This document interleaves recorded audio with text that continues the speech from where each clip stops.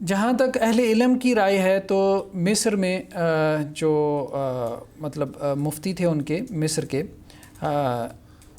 مفتی اعظم شوقی ابراہیم عبد الکریم، تو انہوں نے اس کے ناجائز ہونے کا فتویٰ دیا۔ ان کا کہنا یہ تھا، مطلب جو انہوں نے بنیاد بنائی، انہوں نے کہا کہ اس میں دھوکہ اور فراڈ ہے،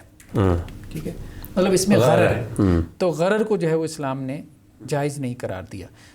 غرر انہوں نے اس بنیاد پہ کہا کہ اس میں اتار چڑھاؤ جو آ رہا ہے نا وہ بہت تیزی سے آ رہا ہے، انسرٹنٹی بہت زیادہ ہے، انسرٹنٹی بہت زیادہ ہے، تو اس وجہ سے انہوں نے اس کو جو ہے وہ ناجائز قرار دیا۔ مطلب اب ہم دیکھ رہے ہیں کہ اس کے ناجائز قرار یا اس کے الاؤ کرنے کی بنیادیں کیا ہیں، ٹھیک ہے، کن بنیادوں پہ جو ہے شرعی بنیادوں پہ انہوں نے اس کے بارے میں یہ بات کہی ہے۔ دوسرا یہ ابھی میرے سامنے دارالعلوم دیوبند، مطلب انڈیا سے ہی ان کی جو ہے وہ ویب سائٹ ہے، اس پہ کسی نے پوچھا ہے کہ جی کرپٹو کرنسی کے بارے میں یا بٹ کوائن یا ڈیجیٹل کرنسی کے بارے میں، اس میں پیسہ انویسٹ کرنے کے بارے میں کیا رائے ہے، تو انہوں نے کہا بھائی بات یہ ہے کہ یہ شرعاً مال نہیں ہے، وہی ایک بات کی جو ہم نے کہی کہ شرعاً جو فقہاء نے مال کی تعریف کی ہے، ٹھیک ہے، تو اس اعتبار سے یہ مال نہیں بنتا۔ دوسرا انہوں نے یہ بھی کہا کہ یہ ثمن عرفی نہیں ہے، یعنی ابھی تک ہماری سوسائٹیز نے اس کو کرنسی کے طور پہ ایکسیپٹ نہیں کیا،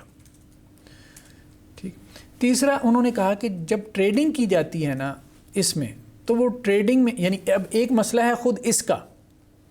ٹھیک ہے، ڈیجیٹل کرنسی کا، پھر ڈیجیٹل کرنسی میں ٹریڈنگ،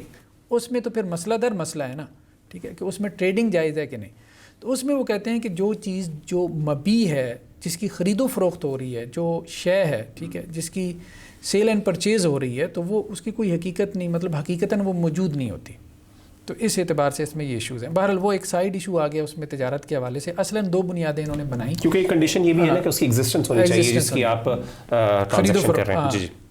تو وہ پوری نہیں ہو رہی یہاں پہ، جی۔ تیسرا یہ دارالفتاء ہے جامعہ بنوری ٹاؤن کا،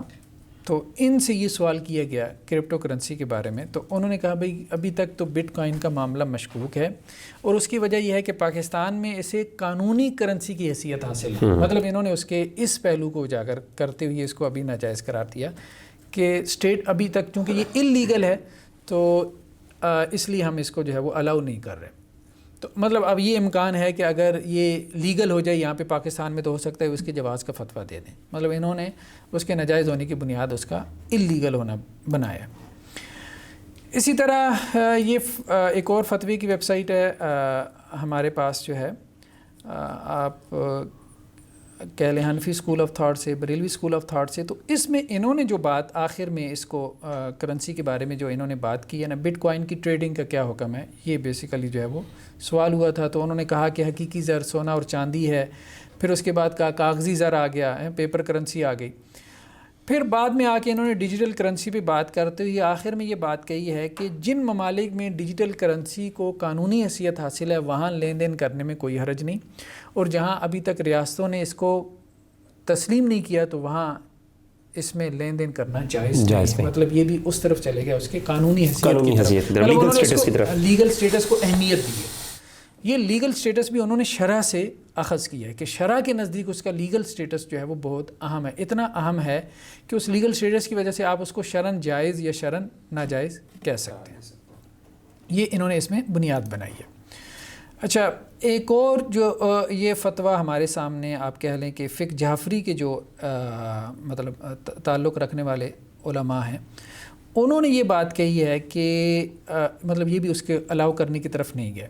اور اس میں انہوں نے جو بنیاد بنائی ہے وہ بنیاد یہی بنائی ہے کہ یہ ابھی تک جو ہے وہ میڈیم آف ایکسچینج نہیں بنا، ٹھیک ہے، یعنی جسے آپ کہتے ہیں کہ ثمن عرفی ابھی تک نہیں بنا، ٹھیک،